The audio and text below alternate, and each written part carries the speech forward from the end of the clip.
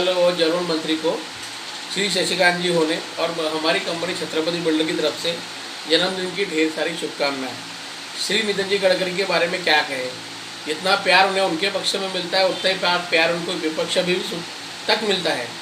ऐसे जो हमारे यहाँ के जो जिनको एक हीरा बोला जाए जो विदर्भ के लिए और हमारे नागपुर की शान है, हम यही इच्छा चाहते हैं कि आगे चल के हम उनको पीएम तक देखना चाहते हैं।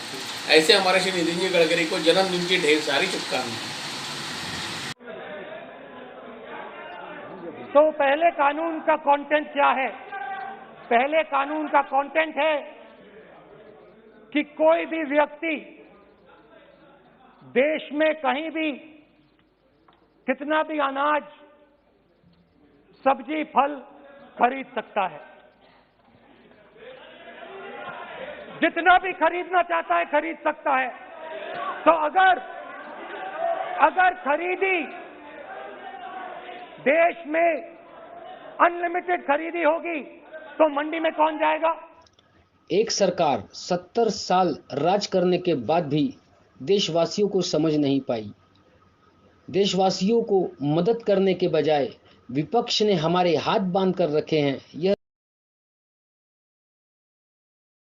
स्थापित सरकार अभी तक जनता के दर्द को समझ नहीं पाई। साल भर 10 दिन, एक हफ्ता, 15 दिन, एक महीना इस प्रकार लॉकडाउन की घोषणा सुनकर जनता त्रस्त हो चुकी है। लॉकडाउन का फैसला लेने से पहले सरकार में स्थापित मंत्रियों को एक बार जनता का विचार अवश्य करना चाहिए। इस बात का संकेत देवेंद्र फडणवीस जी ने दिया था। पिछला साल लोगों का खराब हुआ है, अब तक लोग बिजली का बिल तक नहीं भर पाए हैं। लोग कैसे जिएंगे? व्यापारी खत्म हो रहे हैं। सरकार को जनता की भावनाओं का ख्याल रखना चाहिए। अगर राज्य का कर्जा बढ़ता है तो बढ़ने दो, लेकिन सरकार आम जनता के लिए राहत पैकेज दे। अगर एक बार फिर से लॉकडाउन लगाया गया तो लोगों का गुस्सा फूट पड़ेगा और बिना लोगों की व्यवस्थाओं का ख्याल रखते हुए अगर आप बार बार इसी प्रकार लॉकडाउन लगाएंगे तो जवाब आपको देना होगा। हर्षवर्धन जी ने बहुत स्पष्ट शब्दों में वैक्सीन के बारे में बताया है और वैक्सीन की राजनीति बंद करने को कहा है। और महाराष्ट्र सरकार को कितनी वैक्सीन मिली, उसमें से कितनी वैक्सीन आज भी सरकार के पास शेष है और पाइपलाइन में कितनी वैक्सीन दी हुई है, इसके सारे आंकड़े केंद्रीय मंत्री ने स्वयं घोषित किए हैं। मुझे ऐसा लगता है कि वैक्सीन की राजनीति बंद करनी चाहिए और लोगों की जान से खेलना बंद होना चाहिए। जनता के दर्द को कैसे समझेंगे मंत्री? जनता के दर्द का क्या समाधान करेंगे मंत्री? कोरोना का प्रकोप तो सभी जान रहे हैं। कोरोना महामारी में सभी जान रहे हैं कि लॉकडाउन ने सबकी हालत खस्ता करके रख दी। बाहर किसी सामान को अगर लेने के लिए निकलते भी हैं तो पुलिस के गर्म खून का जनता को ही सामना करना पड़ता है।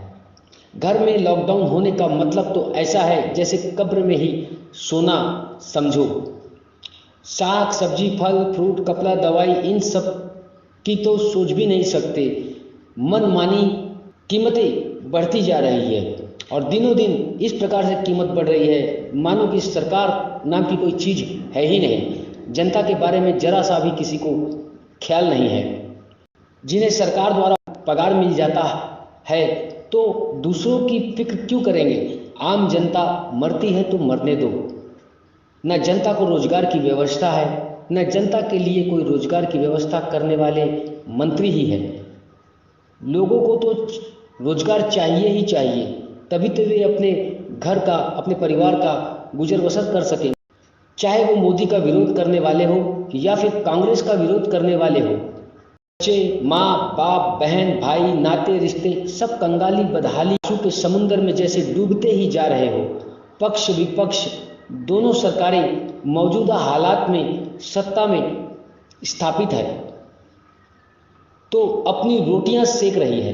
चिकन, कबाब, सोडा, बोतल, ऐशो आराम की जिंदगी तो यही लोग गुजार रहे हैं। जहां जनता को हॉस्पिटल की व्यवस्थाएं करानी चाहिए, जहां दवाइयों की खानापूर्ति करनी चाहिए, लापरवाही के मामले पर नियंत्रण रखने, जनता को बेड मुहैया कराने के बजाय लोगों को रोजगार छुड़वाकर लोगों को सहूलियत देने के बजाय हर प्रकार के बिल मनमानी बढ़ाकर सभी मंत्री आपसी में नोकझोंक के षड्यंत्र में जनता को झोंक रहे हैं। जो सरकार नियंत्रण नहीं कर सकती, ऐसी सरकार में मौजूद लोगों को त्याग पत्र दे देना चाहिए। नाम मोहम्मद शाकिर है। हम लोग यहाँ करीब 50-60 साल से, हमारे पिताजी भी थे, वो यहाँ पे पूरा बिजनेस कर रहे थे। ये पागलखाना चौक पे करीब 16 संतू चावला जिन्होंने ये जगह भी खरीदे हैं और कुछ बदमाश लोग गुंडा तत्व के साथ यहाँ पर आए थे और एनएमसी को भी इन्होंने, एनएमसी के आयुक्त को उसको भी सेटिंग करके यहाँ पर इस पर अतिक्रमण की कार्रवाई करने के लिए थे, परंतु यहाँ के लोगों, जागरूक नागरिक और सभी लोग